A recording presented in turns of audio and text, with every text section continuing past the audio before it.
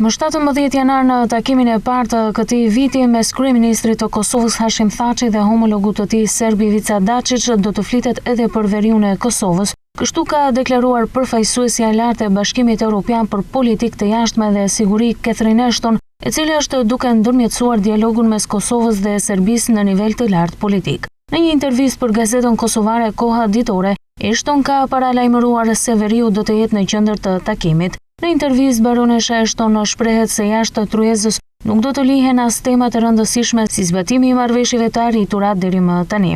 Do të takohemi për të shqyrtuar progresin e arritur, veçanërisht rreth implementimit të marrëveshjes së integrimit të kufirit dhe siç kemi rënë dakord më 4 dhjetor, ne do të diskutojmë edhe për veriun e Kosovës. Përfaqësuesja e lartë e Bashkimit Evropian, po ashtu duke hedhur poshtë edhe një herë mundësitë e ndarjes së Kosovës, e ka konsideruar situatën aktuale në veri të Kosovës si të paqëndrueshme. Paralajmërimi se në dialog Kosova do të diskutojë me Serbinë për situatën në veri është në kundërshtim me atë që kanë thënë deri më sot kryeministri Thaçi dhe bashkëpunëtorët e tij, të cilët gjithmonë kanë deklaruar se në asnjë rrethan me Beogradin nuk do të diskutohet për çështjet e brendshme në Kosovë.